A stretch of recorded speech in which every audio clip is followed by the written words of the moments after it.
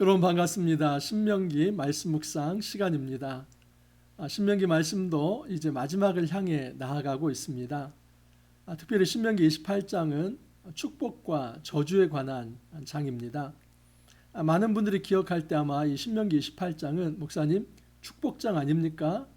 우리가 너무나 익숙한 이 축복의 내용들이 담겨 있기 때문입니다. 하지만 여러분 28장은 1절에서 68절까지 이루어져 있는데 1절에서 14절이 축복에 관한 내용이고 15절에서 68절이 저주에 관한 내용입니다. 그래서 내용의 분량만 놓고 본다면 5분의 1이 축복 그리고 5분의 4가 저주에 관한 내용입니다. 여러분 어디에 더 비중이 있고 초점이 맞춰져 있다는 걸 알 수 있습니까? 저주이죠.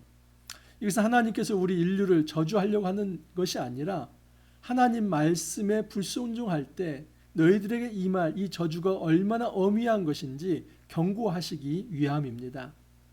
여러분 이제 오늘 말씀은 신명기 28장 36절에서 57절인데 이 저주에 관한 이야기를 좀 하려고 한다면 1절에서 14절의 이 축복에 관한 내용을 먼저 살펴야 합니다. 그래서 토요일 말씀을 좀 간단히 살펴보고 그리고 이제 오늘 36절에서 57절까지를 좀 말씀드리겠습니다. 1절에서 6절을 먼저 보시면 내가 내 하나님 여호와의 말씀을 삼가 듣고 내가 오늘 내게 명령하는 그의 모든 명령을 지켜 행하면 내 하나님 여호와께서 너를 세계 모든 민족 위에 뛰어나게 하실 것이라. 여러분 우리 하나님께서 이스라엘 백성을 선민으로 삼겠다는 겁니다. 우리 하나님께서 이스라엘 백성을 선택하겠다. 모든 민족의 뛰어난 민족이 되게 하겠다. 어떨 때요? 하나님 말씀을 듣고 그 말씀을 지켜 행할 때입니다. 말씀 순종이라고 하는 것은 두 가지입니다. 하나는 말씀을 중요하게 여기는 것입니다. 하나님 말씀을 경청하고자 하는 자세, 그 말씀 앞에 정말 마음을 기울이고 그 말씀을 듣고자 하는 자세, 이게 너무 중요합니다. 두 번째는 잘 들었다면 실천하는 것입니다. 실천하지 않는 것은 하나님 말씀에 순종하지 않는 것입니다.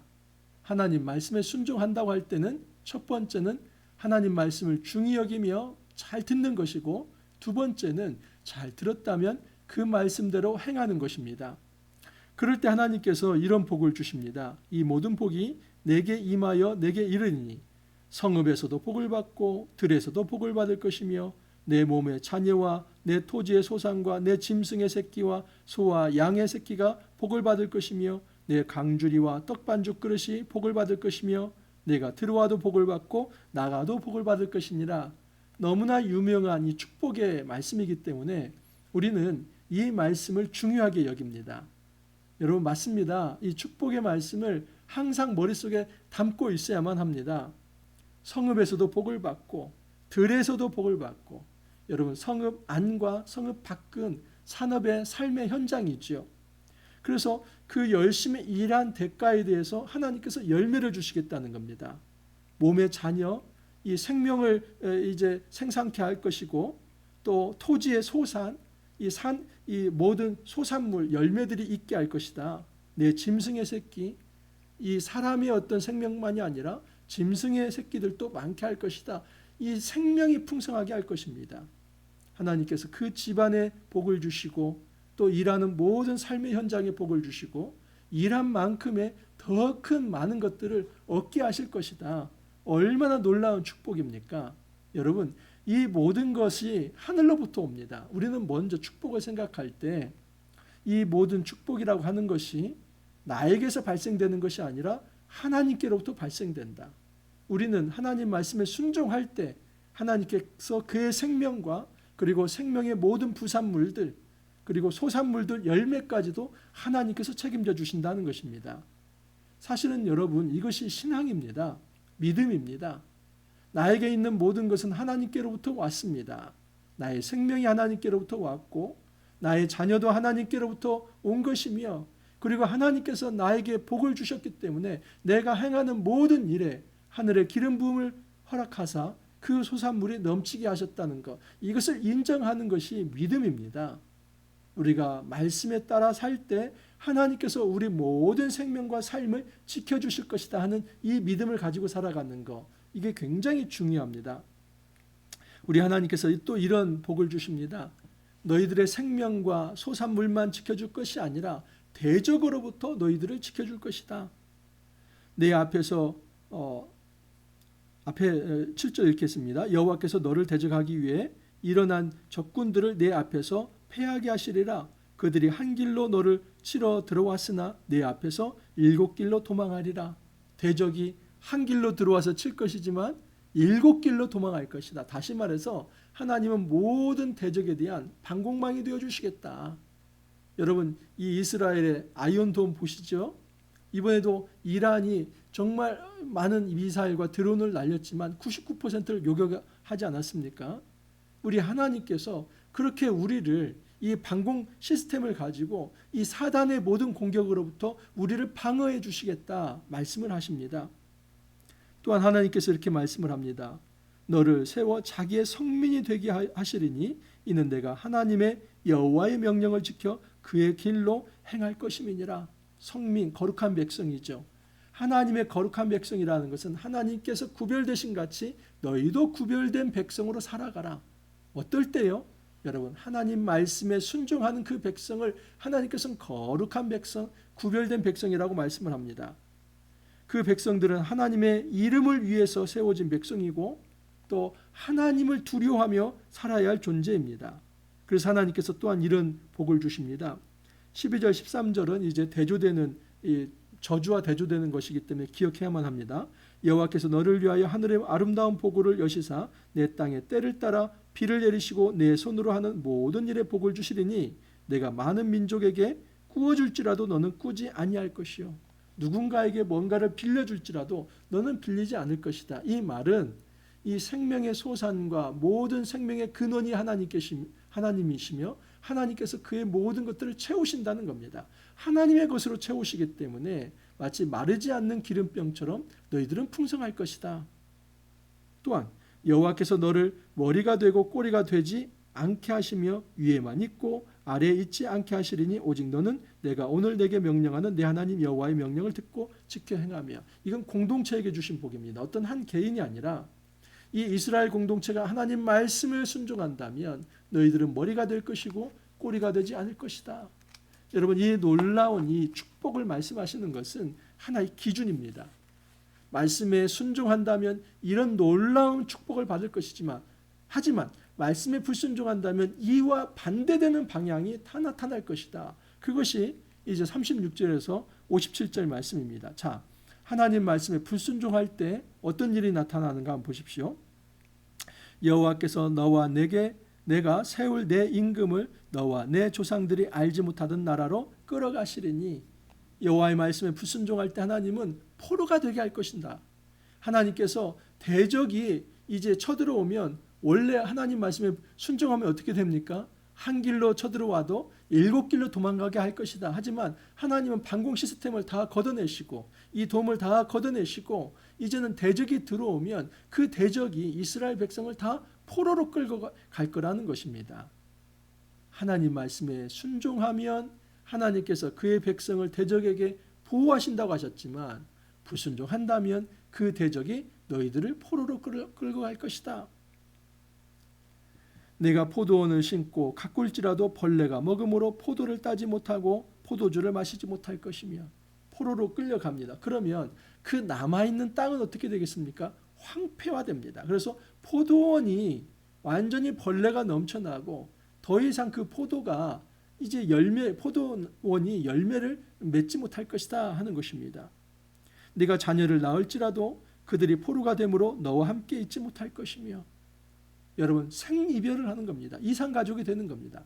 자녀를 낳는다 할지라도 너희는 포로가 되기 때문에 그 자녀를 보지 못할 것이다. 너희 중에 우거하는 이방인은 점점 높아져서 내 위에 떠나고 너는 점점 낮아질 것이라.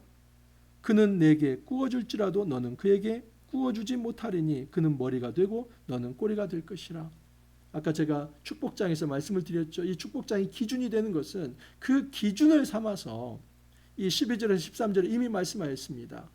하나님의 말씀에 순종한다면 너는 머리가 될 것이고 꼬리가 되지 아니할 것이다. 구워줄지라도 구임을 받지 않을 것이다. 그런데 이제 하나님의 말씀에 불순종할 때 내게 구워줄지라도 너는 그에게 구워주지 못하리니 역전이 되어버린 것이죠. 이 대적이 이방 민족이 너희들에게 구워줄 것이고 너희들은 항상 빌려 맞을 것이며 구워줄 것이 없을 것이다. 밑바닥이 드러난다는 것이죠. 그는 머리가 되고 이방인은 머리가 될 것이고 너희 민족은 꼬리가 될 것이다. 여러분, 정반대의 이 대역전이 일어나는 이유가 무엇입니까? 말씀에 불순종할 때입니다. 하나님께서 말씀에 순종할 때 이런 축복을 주실 것이지만 말씀에 불순종할 때에 이스라엘 백성은 포로가 될 것이고 그 대적의 손이 이제 미칠 때 하나님께서는 노타치 하시면서 내버려 두실 때에 이스라엘 백성은 꼬리가 아니라 머리가 아니라 꼬리가 될 것이다. 그렇게 말씀을 합니다.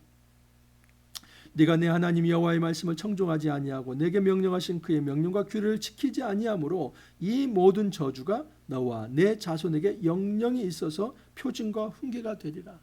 하나님 말씀에 불순종할 때 당대만이 아니라 후대에도 이 저주가 강같이 흘러갈 것이다 하는 것입니다. 여러분, 정말 우리의 후손들에게 좋은 믿음의 유산을 남겨주고 싶다면 먼저 내가 자녀들을 가르치기 전에 내가 지금 말씀에 순종해야만 합니다. 지금 내가 하나님 말씀에 순종하는 모습을 보이지 않으면서 이 자녀들에게 너희들 말씀 순종 잘하고 잘 살아라, 턱도 없습니다. 하나님 나라 원칙은 그렇게 이루어지지 않습니다. 정말 우리의 후손들이 하나님 말씀대로 잘 살아가길 원한다면 우리가 더 이상 세속적 방식으로 살아갈 것이 아니라 하나님 말씀 앞에 무릎 꿇는 모습을 먼저 보이는 것입니다. 자녀들은 우리의 입술을 보고 배우는 것이 아니라 우리의 모든 행동, 삶을 보고 배우는 것입니다. 만약에 우리가 말은 그럴싸하게 하는데 우리가 정말 행동으로는 하나님 앞에 실천하지 않는다면, 의롭게 살아가지 않는다면, 말씀에 순종하지 않는다면 자녀들은 부모의 위선을 보면서 영영이 하나님 말씀에서 떠나갈 것입니다. 그러므로 우리는 정말 우리 주위에 모든 CCTV가 달려있다는 것을 생각하면서, 나를 가장 잘 아는 사람들이 나를 지금 지켜본다는 것을 생각하면서 우리가 먼저는 하나님 말씀을 깊이 있게 받아들여야 하고 그 말씀을 정말 하나님 앞에서 믿음으로 순종해야만 합니다. 그러면 너 자신만이 아니라 너의 후대에게도 내가 복을 줄 것이다. 당연히 복이 있을 수밖에 없습니다. 하나님 말씀을 실천하는 그 부모를 보는 그 후대가 복되지 않을 수가 없습니다. 우리가 하나님 앞에서 잘 살아가야 할 이유가 바로 여기에 있습니다. 우리 하나님께서 아주 엄미한 이제 저주의 말씀을 하는데 이것은 정말 우리가 읽기에도 너무나 무서운 말씀들입니다. 대적이 몰려와서 그 성을 둘러쌀 때 어떤 비극이 있을 것인가. 그 용모가 흉악한 민족이라 노인을 보살피지 아니하며 유아를 불쌍히 여기지 아니하며 내 가축의 새끼와 내 토지의 소산을 먹어 마침내 너를 멸망시키며. 축복장에서는 어떻습니까? 하나님 말씀에 순종하면 들에서도 성읍에서도 나가도 들어와도 내 떡반죽 그릇과 모든 내 생명과 그리고 내 소산물과 그리고 가축의 생명들까지도 복을 받을 것이다. 그러지 않았습니까? 그런데 반대입니다. 하나님 말씀에 불순종한다면 노인이 되었던 유아가 되었던 대적에 의해서 그렇게 학살을 당할 것이고 내 가축의 새끼와 내 토지의 소산도 다 황폐하게 될 것이다. 내가 적군에게 에워싸이고 맹렬한 공격을 받아 곤란을 당함으로 내 하나님 여호와께서 내게 주신 자녀 곧 내 몸의 소생의 살을 먹을 것이라. 얼마나 잔인한 일입니까? 이전에는 말씀에 순종할 때 내 몸에서 난 그 생명이 풍성해질 것이다 하지만 대적에 의해서 너의 자녀를 그렇게 유린할 것이다. 그 생명을 거둬갈 것이다. 여러분, 우리는 이 말씀을 결코 경히 여겨서는 안 됩니다. 만약에 이 말씀을 경히 여기면서 이런 말씀을 듣고도 하나님 말씀에 순종하지 않는다면 우리는 하나님을 살아계신 분으로 인정하지 않는 것입니다. 이게 실천적 무신론자들입니다. 말로는 하나님의 살아계심을 인정하며 내가 말로는 하나님 앞에서 잘 살아가기도 말을 하는데 정작 하나님의 말씀을 실천하지 않는다면 딱 한 가지입니다. 실존론적으로 하나님의 살아계심을 인정하지 않는 것입니다. 지금도 하나님께서 나를 지켜보시고 나의 말과 행위를 달아보신다는 것을 긴장감 있게 받지 않는 것입니다. 또 너희 중에 온유하고 연약한 부녀 곧 온유하고 연약하여 자기 발바닥으로 땅을 밟아보지도 아니하던 자라도 자기 품의 남편과 자기 자녀를 미운 눈으로 바라보며 자기 다리 사이에서 나온 태와 자기가 낳은 어린 자식을 남몰래 먹으려니 이는 내 적군이 내 생명을 에워싸고 명렬히 쳐서 곤란하게 함으로 아무것도 얻지 못함이라. 너무나 극단적 상황이죠. 대적이 성을 에워싼다면 아무리 온유한 어미라 할지라도 자기 자녀를 잡아먹을 것이다.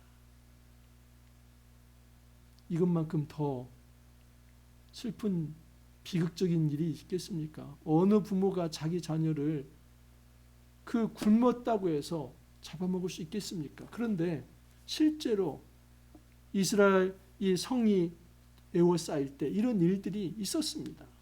이건 역사 속에서 일어났습니다. 이런 비극이 예루살렘에게 임할 것이다. 어떨 때요? 하나님 말씀에 불순종할 때.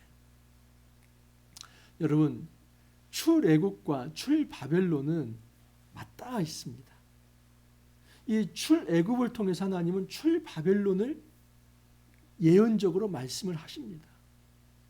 지금 출애굽은 애굽에서 노예로 살고 있다가 이제는 하나님이 자유를 주시면서 해방이 되어서 하나님 언약 백성으로 나오는 거 아닙니까? 신명기는 광야에서 받은 말씀입니다. 아직 요단강을 건너서 이스라엘 땅에 들어가지도 않았습니다. 그런데 하나님은 먼 미래의 바벨론 포로까지도 내다보시면서 만약에 너희들이 하나님 말씀에 순종한다면 그 땅에서 소산물을 얻으며 그 땅에서 생명을 누리며 자유를 누리며 평화를 누리며 살 것이지만 하나님 말씀에 불순종한다면 이 애굽의 노예 생활보다도 훨씬 더 심각하고 훨씬 더 잔인한 이 바벨론의 노예가 되고 바벨론의 포로가 되어서 너희 당대만이 아니라 너희 후대까지도 비참한 생활을 할 것이다. 예언적으로 말씀을 합니다. 여러분, 이 신명기 28장은 축복과 저주장입니다. 하나님께서 축복만 말씀하신 게 아닙니다. 축복을 말씀하신 이유는 사실은 저주의 말씀을 더 도드라지게 하기 위해서입니다. 축복의 말씀을 주셔야 어디로부터 어긋났고 그렇게 어긋났을 때 얼마만큼 너희들이 망할 것인가 하는 것을 기준 삼아 보여주기 위해서 먼저 축복 말씀을 주신 겁니다. 그렇다면 지혜로운 사람은 이 말씀을 우리가 경고의 말씀으로 받는 것입니다. 단지 기복적 자세를 가지고 내가 하나님의 말씀 들으면 내가 이 재물이 풍성해지고 건강해지고 모든 것이 잘 될 거라고 하는 기복주의 자세가 아니라 하나님 말씀에 순종할 때에 하나님 언약 백성으로서 하나님의 도우심을 하늘로부터 받아서 주님과 동행하며 살 것에 대한 그 기대감을 가지고 살아가는 것입니다. 반대로 말한다면 우리가 저주받지 않는 길을 선택하는 것입니다. 하나님은 저주의 엄위함을 강렬하게 말씀하십니다.